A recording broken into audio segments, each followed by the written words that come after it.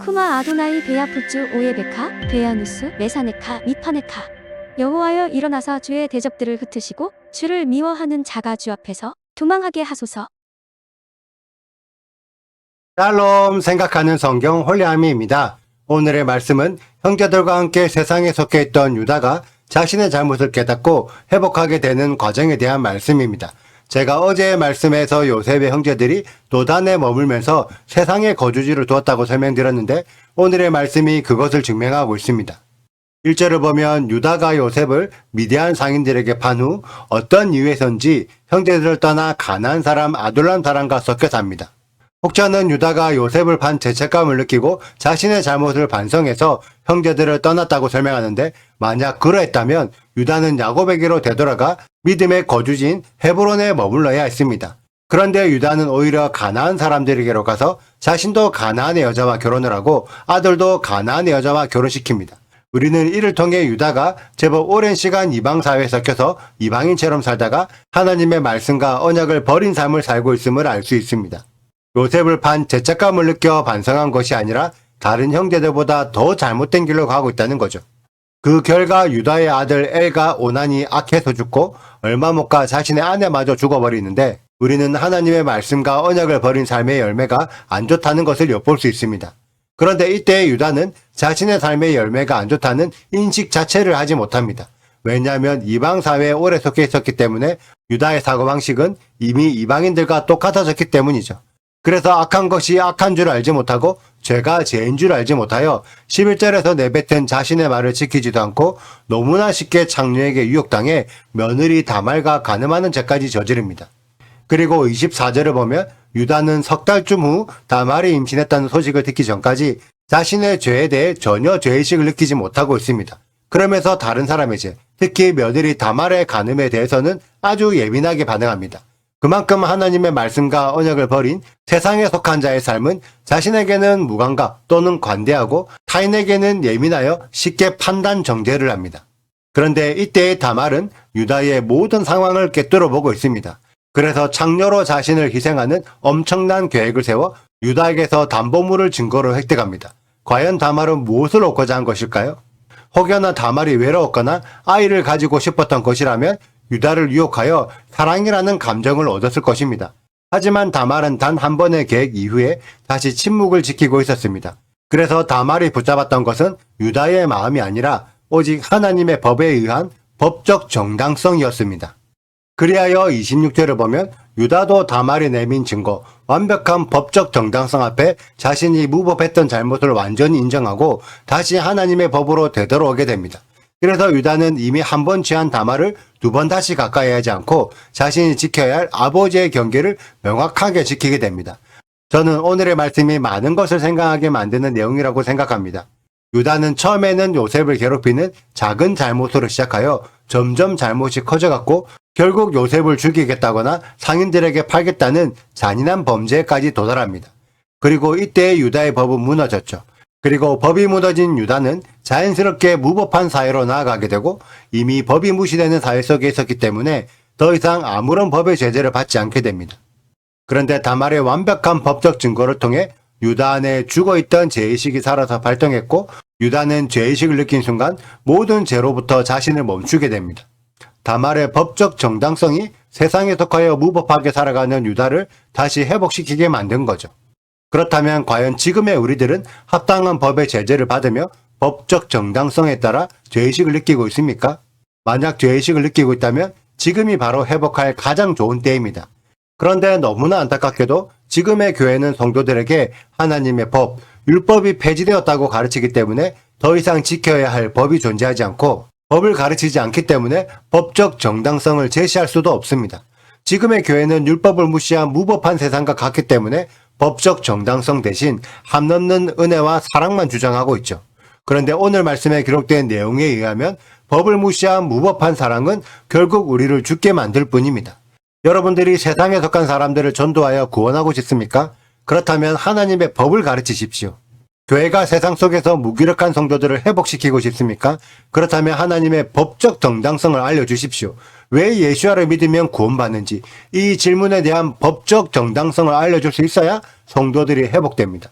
터무니없는 은혜 타령하지 마시고 정확한 법적 정당성을 제시할 수 있어야 진짜 교회입니다. 만약 그럴 수 없다면 교회도 세상일 뿐이죠. 그럼 어제의 질문입니다. 세상 속에서 믿음을 지키는 신앙인으로 살려면 어떻게 해야 할까요? 만약 여러분들이 세상 속에서 믿음을 지키며 살길 바라신다면 먼저 세상의 법을 회복시켜야 합니다. 대한민국의 법이 회복되면 대한민국 안에서 믿음을 지키며 살 수 있습니다. 그런데 대한민국의 법이 무너지면 그 안에서 믿음을 지키려는 우리들을 국가가 앞장서서 공격하게 됩니다.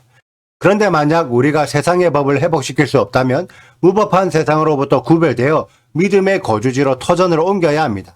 그래서 오늘의 말씀에서 회복된 유다는 창세기 42장에서 다시 야곱에게로 돌아가 아버지의 집에서 함께 살게 됩니다. 그렇지 않고 끝까지 세상과 타협한다면 믿음도 지키지 못하고 세상에서도 잘 살 수 없는 무능력한 루벤처럼 살 뿐이죠. 많은 신앙인들이 유다 지파의 축복을 부러워하며 유다처럼 살길 바랍니다. 여러분들이 생각하시는 유다는 다말에 의해 회복된 이후의 유다입니까? 아니면 세상에 물들어버린 유다입니까? 만약 다말에 의해 회복된 유다를 원하신다면 오늘 말씀처럼 법적 정당성을 가지셔야 합니다. 성경에 기록된 하나님의 은혜가 왜 이방인인 우리들에게도 상속되는지 법적 근거를 제시할 수 있어야 하죠. 그리고 무법한 세상과 구별되어 믿음의 거주지로 터전을 옮기셔야 합니다. 우리 모두 유다와 다말에게서 회복의 방법을 배워 세상의 거주지에서 믿음의 거주지로 터전을 옮기는 법이 회복된 홀리아미 가족들이 되시길 축복합니다. 오늘의 영상은 여기까지입니다. 오늘의 말씀 읽으시고 질문 있으시다면 언제든지 댓글로 남겨주세요. 오늘도 감사합니다. 샬롬! 그 후에 유다가 자기 형제들로부터 떠나 내려가서 아둘람 사람 히라와 가까이 하니라. 유다가 거기서 가나안 사람 수아라 하는 자의 딸을 보고 그를 데리고 동침하니 그가 임신하여 아들을 낳음에 유다가 그의 이름을 엘리라 하니라. 그가 다시 임신하여 아들을 낳고 그의 이름을 오난이라 하고 그가 또 다시 아들을 낳고 그의 이름을 셀라라 하니라. 그가 셀라를 낳을 때에 유다는 거십에 있었더라. 유다가 장자 엘을 위하여 아내를 데려오니 그의 이름은 다말이더라. 유다의 장자 엘이 여호와가 보시기에 악함으로 여호와께서 그를 죽이신지라. 유다가 오난에게 이르되 내 형수에게로 들어가서 남편의 아우된 봉분을 행하여 내 형을 위하여 씨가 있게 하라. 오난이 그 씨가 자기 것이 되지 않을 줄 알므로 형수에게 들어갔을 때에 그의 형에게 씨를 주지 아니하려고 땅에 설정하매 그 일이 여호와가 보시기에 악함으로 여호와께서 그도 죽이시니 유다가 그의 며느리 다말에게 이르되 수절하고 내 아버지 집에 있어 내 아들 셀라가 장성하기를 기다리라 하니 셀라도 그 형들 같이 죽을까 염려함이라 다말이 가서 그의 아버지 집에 있으니라. 얼마 후에 유다의 아내 수아의 딸이 죽은지라 유다가 위로를 받은 후에 그의 친구 아둘람 사람 히라와 함께 딥나로 올라가서 자기의 양털 깎는 자에게 이르렀더니 어떤 사람이 다말에게 말하되 내 시아버지가 자기의 양털을 깎으려고 딥나에 올라왔다 한지라. 그가 그 과부의 의복을 벗고 너울로 얼굴을 가리고 몸을 휩싸고 딥나 길 곁 에나임 문에 앉으니 이는 셀라가 장성함을 보았어도 자기를 그의 아내로 주지 않음으로 말미암음이라. 그가 얼굴을 가리었으므로 유다가 그를 보고 차녀로 여겨 길 곁으로 그에게 나아가 이르되 청하건대 나로 내게 들어가게 하라 하니 그의 며느리인 줄을 알지 못하였음이라. 그가 이르되 당신이 무엇을 주고 내게 들어오려느냐. 유다가 이르되 내가 내 떼에서 염소 새끼를 주리라. 그가 이르되 당신이 그것을 줄 때까지 담보물을 주겠느냐. 유다가 이르되 무슨 담보물을 내게 주랴. 그가 이르되 당신의 도장과 그 끈과 당신의 손에 있는 지팡이로 하라. 유다가 그것들을 그에게 주고 그에게로 들어갔더니 그가 유다로 말미암아 임신하였더라. 그가 일어나 떠나가서 그 너울을 벗고 과부의 의복을 도로 입으니라. 유다가 그 친구 아둘람 사람의 손에 부탁하여 염소 새끼를 보내고 그 여인의 손에서 담보물을 찾으려 하였으나 그가 그 여인을 찾지 못한지라. 그가 그곳 사람에게 물어 이르되 길 곁 에나임에 있던 자녀가 어디 있느냐. 그들이 이르되 여기는 자녀가 없느니라. 그가 유다에게로 돌아와 이르되 내가 그를 찾지 못하였고 그곳 사람도 이르기를 거기에는 자녀가 없다 하더이다 하더라.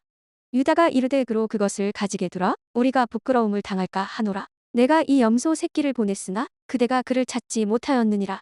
석 달쯤 후에 어떤 사람이 유다에게 일러 말하되 내 며느리 다말이 행음하였고 그 행음함으로 말미암아 임신하였느니라. 유다가 이르되 그를 끌어내어 불사르라.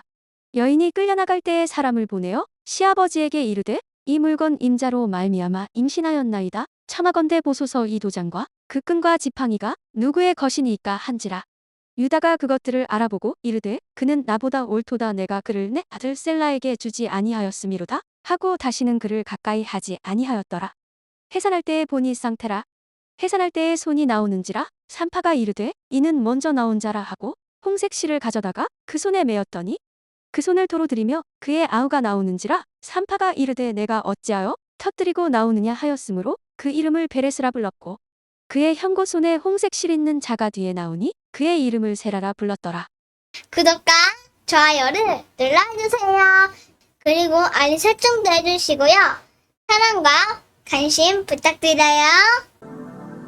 슈바 아도나이 리베보트 할레페 이스라엘 여호와여 이스라엘 천만인에게로 돌아오소서.